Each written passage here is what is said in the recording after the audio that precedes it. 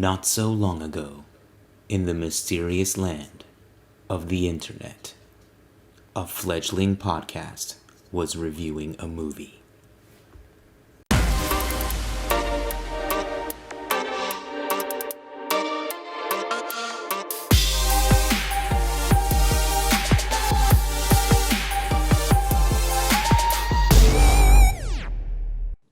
Welcome to our show. This is going to be terrible. We're three friends hanging out, talking about whatever seems interesting at the time. Don't say we didn't warn you. If we haven't met before, hi, my name is Robert. Hey, Nathan. Yeah. What has four wheels and flies? 4 clocks? A garbage truck. Get it? No. Hi, my name is James. I'm Nathan.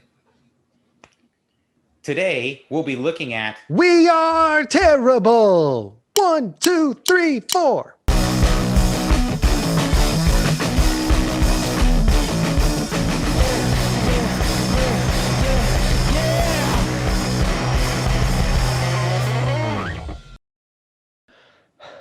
So yeah, today we'll be looking at... You guys hear that? Hear what? We are the Terrible Wives, and we're here to join the podcast. 1, 2, 3, 4.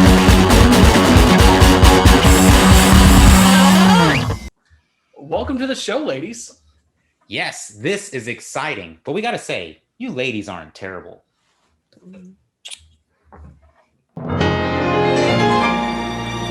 So, since this is our first time on the show, hi, I'm Layla. I'm Robert's wife. I'm Stephanie. I'm James's wife. Hi, I'm Jessica. I'm Nathan's fiance.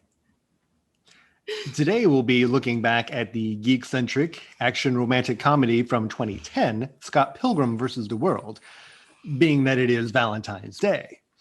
The movie was directed by Edgar Wright and is an adaptation of the graphic novel series from Brian Lee O'Malley. While it generated positive buzz from fans online prior to its theatrical release, the movie was a box office bomb, not even grossing enough to cover its production budget. It did eventually find a receptive audience on DVD and Blu-ray, and it's attained a cult film status over the years. But let's get on with our review. First up, the story. Scott Pilgrim vs. the World is the story of a 22-year-old Canadian named Scott Pilgrim, who, after going through a really bad breakup, is trying to find his way in the world.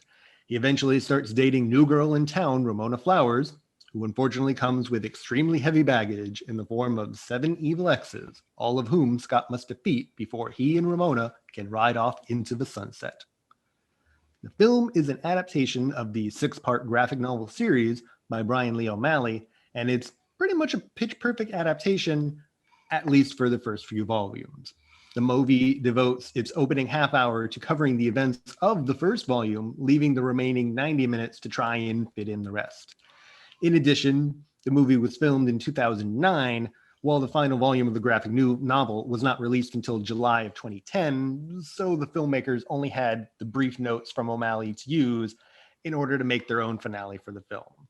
All things considered, though, the movie stands well enough on its own, and it gives us that laser focus on Scott and Ramona's plight, which I kind of think works to its advantage. I remember seeing trailers for the movie back in 2010 and just looking so forward to being able to watch the movie. It just seems so interesting that you have Michael Cera playing someone who looks like he's going to be like getting some cojones and standing up for himself finally. And I really was like looking forward to seeing a story where it wasn't someone who was all powerful, already like very charismatic, but kind of coming into himself to get the girl that he wanted. So I remember definitely the first day I saw it in theaters, I walked in late, but the minute I walked in, like the music was blaring in my face and I was like, I am ready for this ride. So like I had so much like expectation with the story going into it and it did not let down. I actually read the graphic novel in anticipation of the movie coming out when I saw the trailers. So I was super excited for this movie. I don't quite remember how it ended up happening this way, but I ended up seeing it by myself opening night. I didn't want to miss it. I wanted to be there opening night, and I definitely don't regret that. The audience, the theater was packed, and everybody there, you could tell, were super fans of this movie before they even saw it. And everybody was just cheering. That 8-bit logo from Universal comes up, and it was just, like Nathan said, I am ready for this. Story-wise, like I said, I read the graphic novel before watching it, at least what was released up until that point. And I think as far as movie adaptations of novels, books, comics go, this is about as good as it gets for matching the source material. I was definitely impressed with the story. I saw it for the first time for an early screening for Universal Orlando employees. I don't remember what I would have known about it before I saw it. I never read the books, but it was free. And it was a perk of having to work at a theme park. And it was really fun being among like all these theme park employees who went crazy when the 8-bit music started and laughing at different parts and everything. So I left thinking I had a great experience, and I was feeling really cool that I saw this movie before everyone else was going to. And apparently no one else saw it after that. I don't remember the first time I saw it. I was a little young when it came out. I think I'm the youngest one here, so it wasn't like a big deal for me to see it. I'm pretty sure I saw it when it came out on DVD, so to me it's not too shocking that it didn't do quite as well in the box office, but I remember watching it for the first time and thinking back fondly of it. Like, it had definitely that nostalgia. And like, I did enjoy the story the first time I watched it. It was very entertaining. The second time I watched it, I think it sort of was I was more critical on the story, and I was like, maybe it isn't as good as I thought it was. But overall, it is completely entertaining. And I did enjoy the music and everything else that involved, but the story itself was maybe not the most thought out. So for me, the very first time I even heard of this movie was because of my husband, Robert. I had no idea this movie existed. I probably, heard of it back in 2010, but really didn't give it a shot to go to the theater and watch it because I wasn't interested. So for me, this was brand new. Watching it for the very first time, due to this podcast. And, overall, it's not what I would normally say is like my favorite movie, for example. But I agree with Jessica in that the story overall there were some parts there that I could totally relate in terms of when it comes to relationships. On to the casting characters. This cast is made up of a who's who of actors that would nearly all go on to being much bigger stars one day. Many of them even continuing on to further comic book movies. You've got Chris Evans as Lucas Lee, who goes on to play Captain America. Brie Larson as Envy Adams, who would go on to play Captain Marvel. Brandon Routh as Todd Ingram, who previously played Superman in Superman Returns and also the Atom on DC's Legends of Tomorrow. Anna Kendrick as Stacey Pilgrim, who was the star of the Pitch Perfect series. Mary Elizabeth Winstead as Ramona Flowers, who played Huntress in the Birds of Prey movie. And of course, Michael Cera of Arrested Development and Superbad fame as Scott Pilgrim. This movie was made at the perfect time. Given how big these actors blew up, there is no way that this film could have been made today for that same kind of budget. As for the actual characters themselves, just going to get this out of the way, Scott Pilgrim is not very likable. Might even kind of be the point. He's a jerk at the start of the movie by cheating on both Knives and Ramona, and it takes well until the end of the movie before he grows enough and realizes what he's done. While I may not be the biggest fan of Scott himself, I'd say my favorite character was probably Kim Pine, the drummer of the band, Sex Bob-omb. To most people, she might come off as a bit cynical, maybe even jaded, but I kind of just see her as being one of the few people that can see through Scott's BS and is more than happy to tell him off, yet still sticks by her fellow bandmates through thick and thin. I like how you pointed out how Scott Pilgrim did start off as not likable, And for the most part, I agree. I think while at the very beginning, while I was in the relationship with Knives, I thought that was his most likable until the very end. But then once Ramona came onto the scene, that's when he definitely, took that downfall. Point being, it presented an opportunity that a lot of people, I think, are afraid of doing of character development. And we see it in the Clone Wars with Ahsoka Tano, that when she's first brought on the scene, a lot of people didn't care for her. And they did that on purpose. They wanted her to not be likable. That way she could grow into a likable character. And I remember hearing a discussion on this where there were like 4 specific episodes where she went through a growth arc to make her a better character overall. I don't remember if they were off the top of my head. I don't remember where I saw it. I apologize. I got to look into that now. It just hearing James say that made me think of that specific instance. And yeah, so Scott Pilgrim, not likable, absolutely, till the end. I enjoyed young Neil the most throughout the story, just because he's in the background almost every shot, but they like try to bring him forward. They keep trying to like bring him into the foreground and be part of everything, and he's just kind of like hanging back, holding his bass guitar, and just kind of chilling and being himself. And I don't know, I can relate to that a lot, I think. But I mean, young Neil does have the dilemma of trying to figure out what is he playing. It's a very tough question. I'm with you guys here too. I mean, again, I think we've all said it. It's kind of on purpose that Scott is not likable. Scott's not my favorite character of the movie either. Not really because of that reason. My favorite character of the movie would probably have to be Gideon, just because of how over the top he is. He's I'm in control. Everything is beneath my feet and I can do whatever I want, get away with whatever I want. And then he kind of gets his comeuppance, and just something about that overacting nature of the character that just stood out, that I like that whole character and the confrontation and everything. And he is also the big bad of the film, if you will, the level 7 final X that Scott has to face.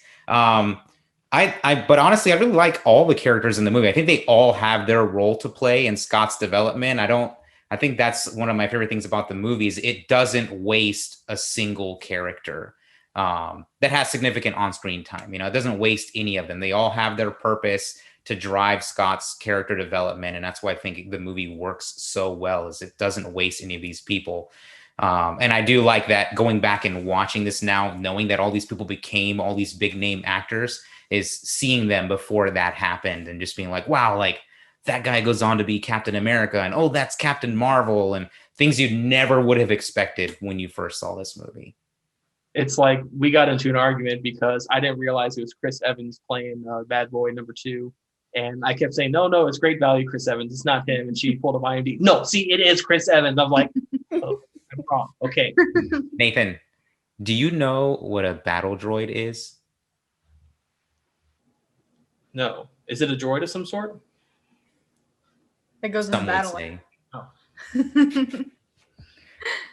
I have to disagree a little bit with Robert. I don't think the characters were very likable. Like, I think only the villains were the likable bunch, really. Like, they had more personality and charm, while Ramona just seems standoffish and uninterested, which, I mean, goes with her character. She's going through her own things. I think my favorite character would have to be Knives, because, I mean, in reality, what girl can't relate to being 17 years old with a boyfriend who perhaps dumped her, didn't know, cheated, and then just going a bit off the deep end. It shows like the most, I think, realistic aspects of the teenage girl mind. And the opposite of that, I think that Wallace was probably one of my least favorite. I think he was too much of a caricature of a certain group of homosexual men, and I just didn't. I thought it was too much sometimes. I mean, a little bit of flavor, I get it. I enjoyed him, but then it just got a little too much as the movie continued. But overall, I think that we all agree that Scott was probably the worst character. And I definitely enjoyed the villains a lot more. I enjoyed their interactions with Scott and their different, personalities and how different they are. And it was just enjoyable to watch them fight. I have to agree with you 100%, Jess. When it comes to my favorite character of the movie, it was definitely Knives. Just seeing her start off in the movie being so innocent and all googly eye, if you will, over Scott. Like she basically worshipped at his feet and would do whatever he, did. She was there. I mean, she put on his shirt. She went to all his band practices. She went all to, all the band, shows. She was basically, I will do whatever you want. I will follow you because I'm that. And she said it to him, I love you. And then after what he did to her and put her through, at the end of the movie, my favorite words were, because he asked her, are you going to be okay? And she was like, don't quote me. I'm too cool for I'm you. too cool for you anyway. I mean, that was like it for me. I'm like, Knives, you totally are my favorite character because she found herself, her self-worth. And she truly realized that she doesn't need a man, to be happy. Like she can be on her own and do whatever she wants without Scott Pilgrim. So that was my favorite character. And then I would say my least favorite character, I don't know if you agree with me. Can we talk about Todd here for a second? Yeah. And how he basically at one point hit a girl. I don't know about you, or punch her, whatever you can call it. That to me is a big no. I kind of like stood up and I was like, okay, let's pause this for a second, because that kind of me was like alarming. And his excuse for hitting her was, I'm a rock star.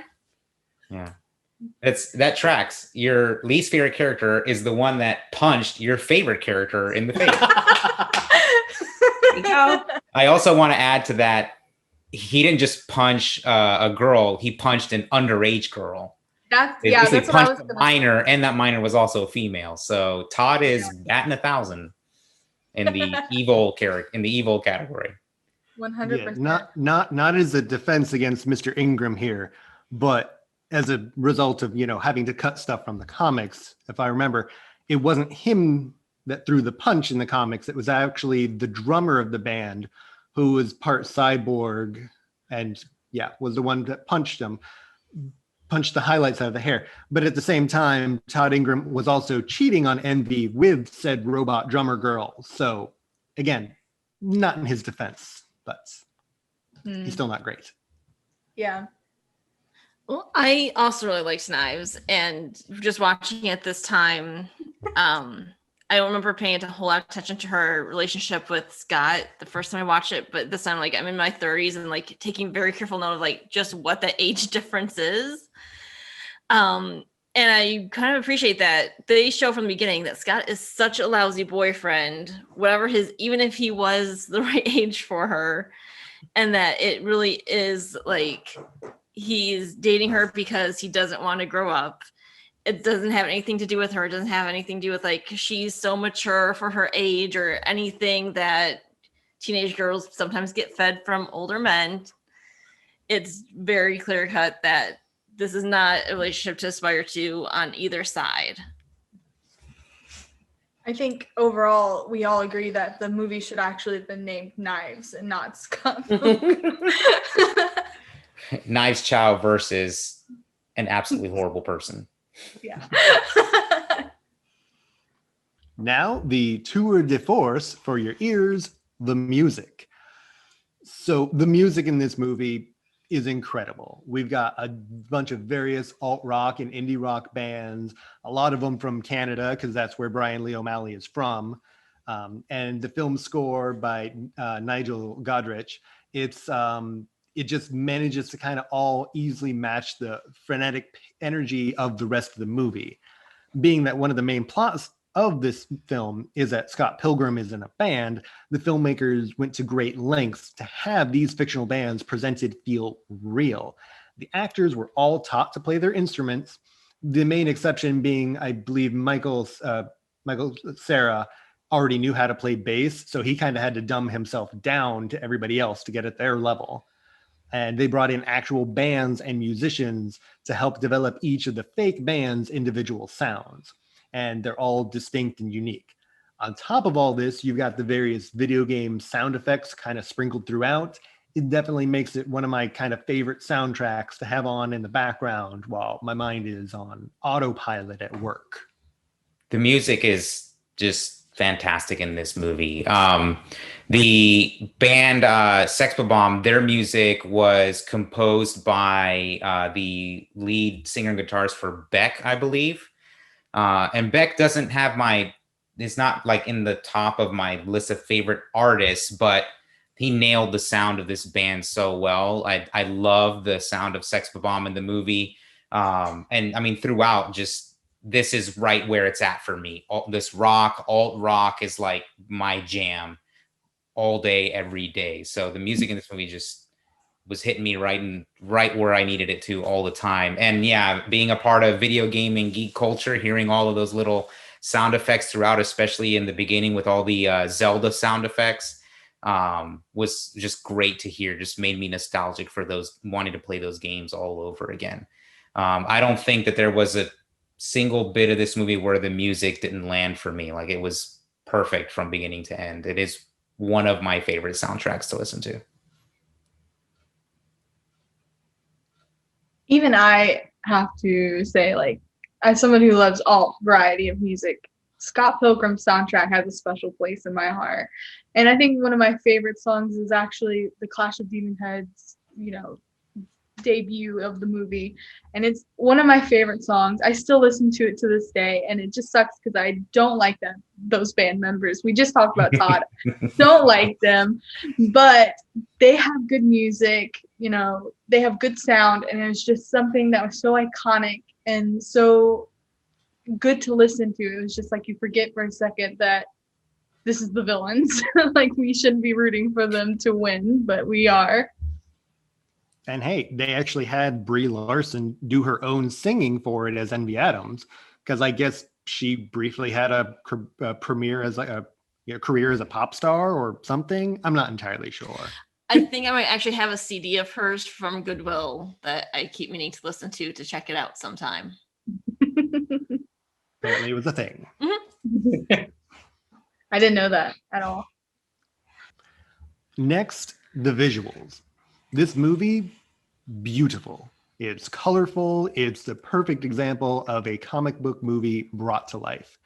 Edgar Wright uses a number of different techniques to achieve this, from splitting up the shots into different panels, using a lot of motion lines to kind of highlight the speed of the action scenes, even having onomatopoeia words to spice up the fight scenes. You've got your kapows and KOs and thumps and whatnot. And the movie is, a real feast for the eyes, and kind of one of my favorite little Easter eggs that you might not notice until like a second or even third viewing is sprinkled throughout all the evil Exes. There will usually be some sort of number designation for them. On Lucas Lee, he's the second evil X. So his belt buckle has 2 X's on it. I want to say Todd Ingram wears a shirt that just has the number 3 on it.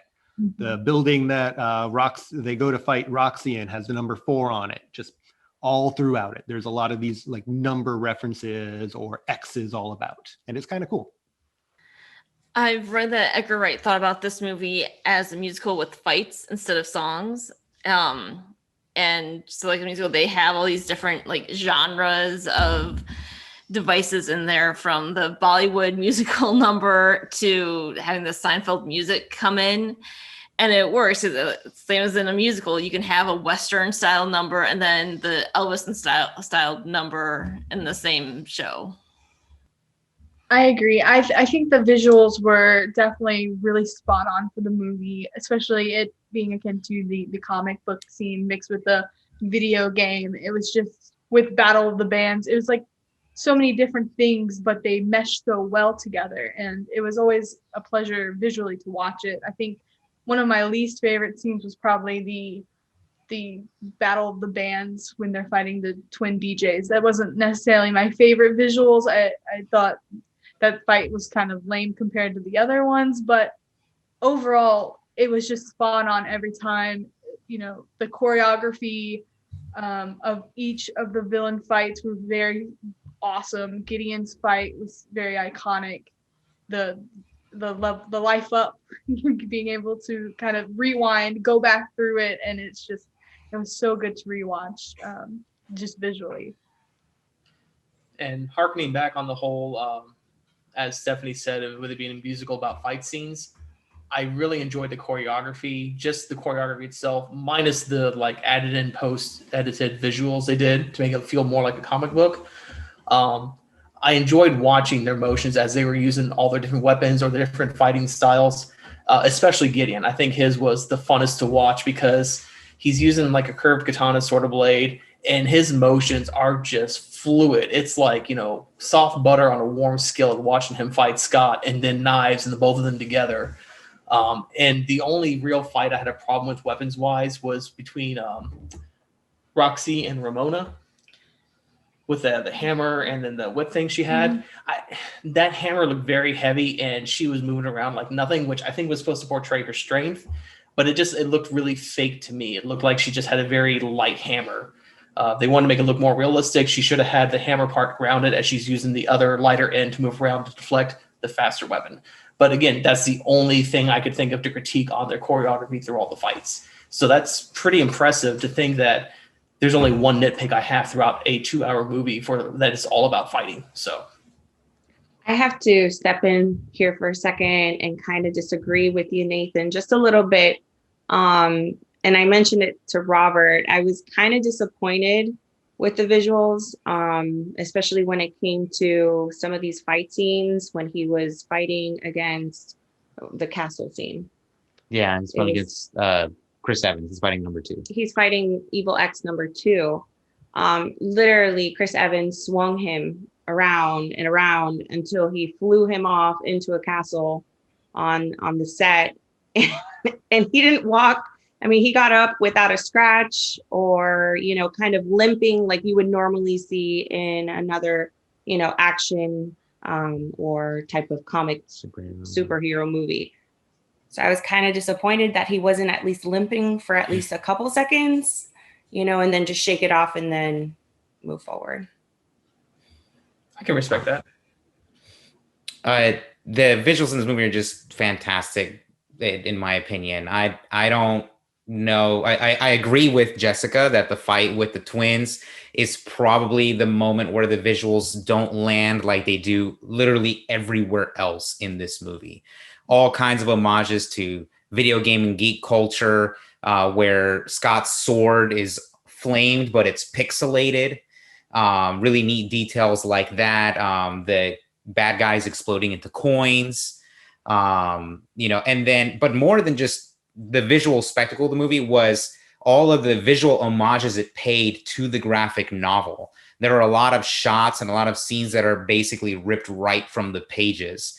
When he's on his first date with Ramona, they're walking on a path that kind of the camera's like up in the air and it has like makes like an X on the ground, and they're kind of walking down that path. That's pulled right from the graphic novel. When they're on their date and she talks about the door being over there and going through the door together to get to her apartment, and she grabs his hand and they kind of like fly off towards the door. That's from the novel as well. And then one of the things I like the most about this movie is every time I watch it, I find something new that I didn't notice before. When the moon is shown in the movie, there's a hole in the moon.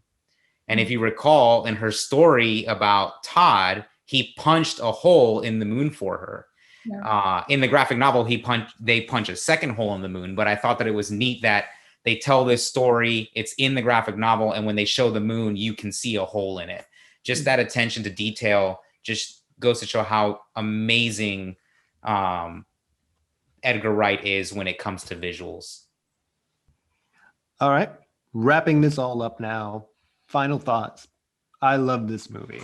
I might be a little biased again, seeing as I'd read the graphic novels before it was released in theaters, but I still really enjoy it. It is for sure one of my comfort food kind of picks, and it's a real shame that more people have not ended up seeing this movie. The one complaint might be that they probably should have gone with their original plan for the ending, which had Scott get back together with Knives instead of Ramona, because they, in the final fight, they kind of like were hinting towards that when they teamed up against Gideon. It looked like it was going to lean in that direction, but from what I understand, they had test audiences and screenings and they did not like it. So they filmed the new ending right before the movie was coming out, a couple months beforehand. So that's how we end up with our current Ramona and Scott getting together, which also lines it up with the graphic novels. That's the ending for that. And yeah, going with Knives would have kind of helped have the movie differentiate itself from the graphic novels. But even without that, I still highly recommend the movie. So James is wrong. Knives deserves better than Scott. And the point of Scott's character arc is that he's finally ready to live his life for himself and stop being hung up on what went wrong in his past. And also, he should not be dating a high schooler at this point in his life. He's moving on from living in a basement apartment across the street from his parents' house to build a life in a new city with an adult woman. Ramona doesn't have everything totally together, but she has a job, her own apartment, and she does not date high schoolers. I think it would have been interesting to see Scott's arc end with him choosing to work on himself without being involved in a romantic relationship. But I'm not sure that would have crossed anyone's minds back in 2010. But other than that, still, it's a great movie. I have so much fun watching this whenever I think to put it in. I have to agree with Stephanie because Knives does deserve better, 100%. And I honestly agree that I think the ending of the movie would have been even a little more elevated if he didn't end up with either of the girls, because sort of the end, they hinted with, I agree, they hinted with Knives and Scott because they do have pretty good chemistry together. However, she is a 17-year-old girl, so no, that should not have happened. But I do think that they were also hinting that with the whole self-respect aspects of the movie, that he was gaining this newfound respect in himself, and he should take time for himself to work on himself that he clearly needed to, thinking that dating a 17-year-old girl was cool. But they didn't do that, and it kind of was like, oh, he found self-respect. Oh, he didn't find self-respect. He's still chasing the girl who kind of seems uninterested. So, but overall, I think the movie was pretty good. I don't think it held the same regard that I had for it back when I first watched it, but it's definitely something that, like, in a few years I'll be like, you know what, I'm gonna watch this movie again and relive that nostalgia that I had. I'm going to jump on the disagree with James wholeheartedly bandwagon, but then I'm also going to kind of disagree with Jessica here. I get it. Scott needs to work on himself. I get kind of where James is coming from too. It's kind of like cliche that he ends up with Ramona, right? I think that's kind of maybe where James is coming from. I'm not sure. That's where I think maybe that some of that comes from. But you know, I don't necessarily agree with him staying by himself to work on himself. I totally agree with the direction of Knives. She doesn't need Scott.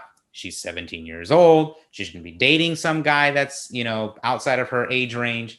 You know, let's put that aside. She has her development. She finds her self-worth. She doesn't need him. I'm too cool for you. Moves on. Knives wrapped up in a bow. Perfect. However, Scott does spend the entire movie fighting for Ramona. It would feel strange that he would just kind of abandon that effort. But I think part of the story here that they're trying to tell is that in relationships, everybody brings their own baggage, right? They even speak to that specifically between Ramona and Scott in one of their scenes in dialogue together. But I think it's important that we are not left alone to have to work through those issues in our life. And I think that's the purpose of putting Scott and Ramona together at the end, is that these are two broken people that together can help work through their individual issues, that they don't have to be. Remember, Scott's whole thing is he does this thing where he goes off. He's like, I'm so alone. I'm so alone. Like, he doesn't have to be alone. He can be with Ramona, who has her own issues, and he can have his own issues, and they can work through those things together. I think for me, that is the message at the end of the movie. I have to disagree with you, babe. And I mentioned this to Robert, if we were to have a sequel to Scott Pilgrim versus the World, I don't think that Scott Pilgrim, would end up being with Ramona. I honestly feel like they would attempt at their relationship, but at the end of the day, I think she would end up leaving him because I don't know. I don't think she would stay with him. And that's just my opinion because she just there's so many issues going on in her mind that she kept on saying it over and over again. I don't like, basically, you're the nicest guy I've ever dated. And I think that's embedded in her brain so much that she will never appreciate him for everything, for all that he's done after fighting all her evil exes to be with her. I don't think she would, ever appreciate that. And she would end up leaving him eventually and go with another bad dude because that's kind of what she knows best. I think it comes down to that this movie is a movie of its time because in 2010, we hadn't really done a bunch of the current race riots going on. We haven't had much discussions with transgendered people. And then I didn't even learn what cisgendered meant until just a few years ago myself. So I definitely didn't know about it in 2010. And so I think this movie played at a lot of those kind of stereotypes between different types of people and kind of based itself to try to group everybody in the world into those categories. And that isn't going to be appreciated for too much longer because we as a society as a whole are moving into a new understanding of ourselves. And I think that this final wrap up has shown that all of us here, the six of us sitting here, we all have different views about what lessons these characters learned, what we think they learned, what we think they should have learned, where we think they're going to go in the future, if there's a continuation to the story. And I think, like I said, it's a product of its time to show that we're on the cusp of changing as a society into something different, something more, hopefully better. And I want to encourage you, if you haven't seen it, watch it now because it's probably not going to be relevant in another 10 years. And keep an open mind. It's not a perfect movie. I would argue it's a good movie. You should enjoy it going into it. If you like music, listen to music. If you like fight scenes, watch the fight scenes. If you like kissy romance, this may not be the movie for you, but that's okay. But yeah, I mean, this was a good movie. It's not a great movie. It's not a movie of the times. It's a movie of its time. Mm. That was some stuff that you brought up when we were talking about it, how the movie does date itself quite frequently. You got mail. Amazon doesn't deliver on weekends. We would all die if Amazon didn't deliver on weekends, I think. Little things like that where the movie kind of dates itself. I'm with Nathan. The movie is good. And it was perfect for when it came out. I do feel the more that I watch it, the less and less relevant it becomes, and the more and more dated it becomes, and the more and more unacceptable as a society it will become the longer and longer we get away from it when it came out. So watch it now before it's too late. Yeah, much like many movies we watch nowadays. Like you look at any movie in the past, you're like, oh wow, they let that on TV. That's shocking. Except for Howard the Duck. That is a timeless classic that will forever live in the hearts and minds of everyone. We have to disagree with you. Can we talk about the scene where Scott Pilgrim, when Knives came to visit him and he just was avoiding her at all costs and he just jumps out the window? Can we just talk about that for a second? Is Scott here? You know what? He just left. It was pretty funny how much he tries to avoid her and just not break up with your fake high school girlfriend as well as tells him. Yeah. He's just kind of, no, I'm not dealing with this. It was humorous, but also sad.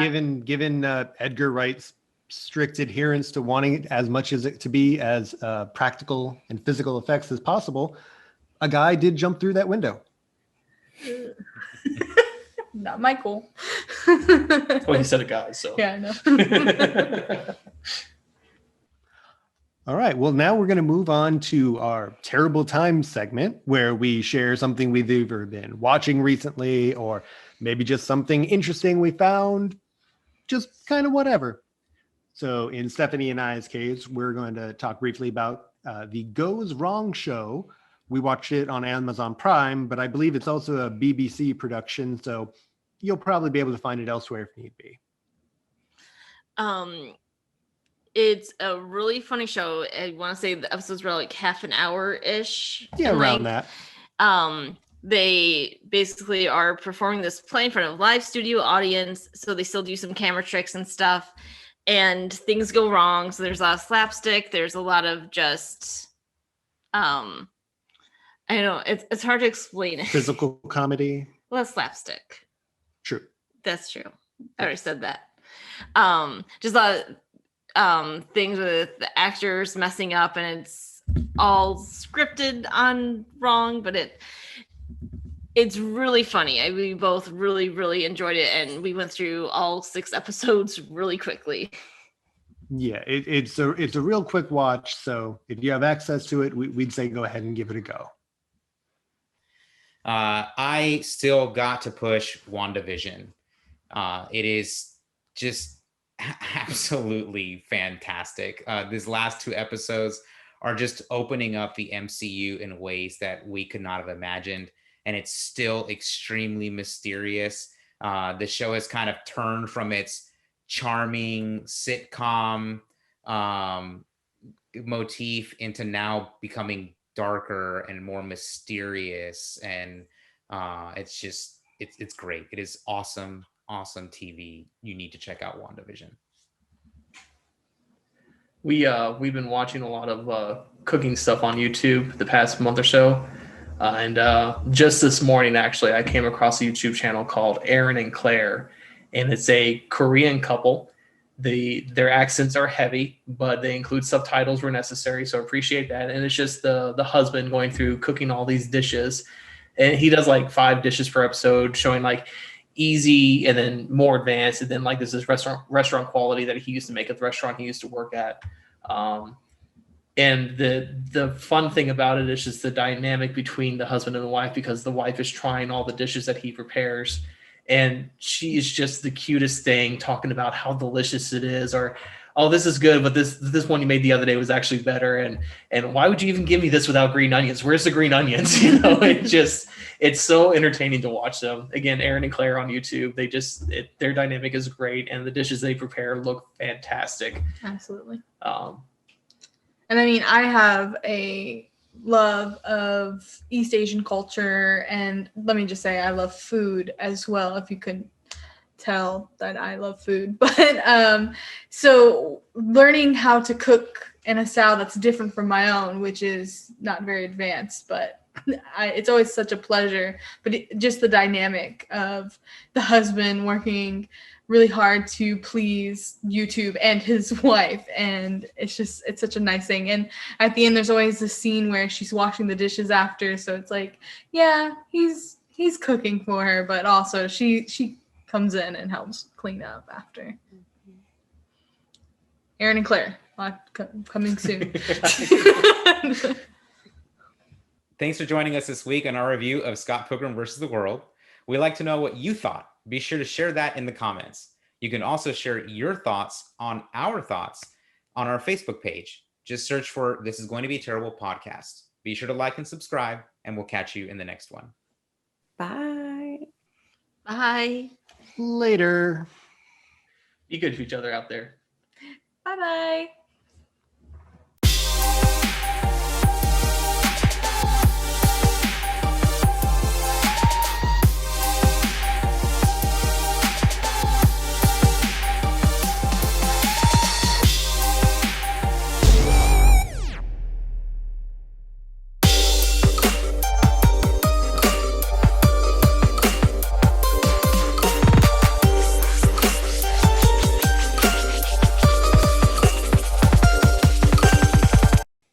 I'll be taking the place of Nikki. Oh, no.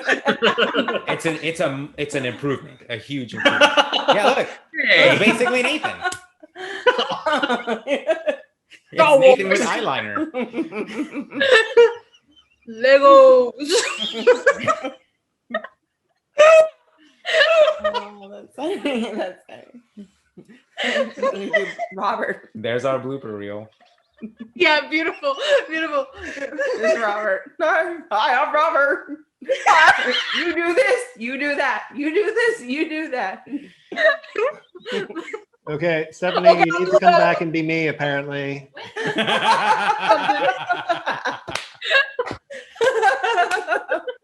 Just stare awkwardly into the camera. You'll nail it. What am I doing? You apparently need to be me. Wait, what? Why do you have to be you? What did I do? Oh, because they were them. Why would I want to be? That is the $1 million question. I love you too. We are terrible. 1, 2, 3, 4.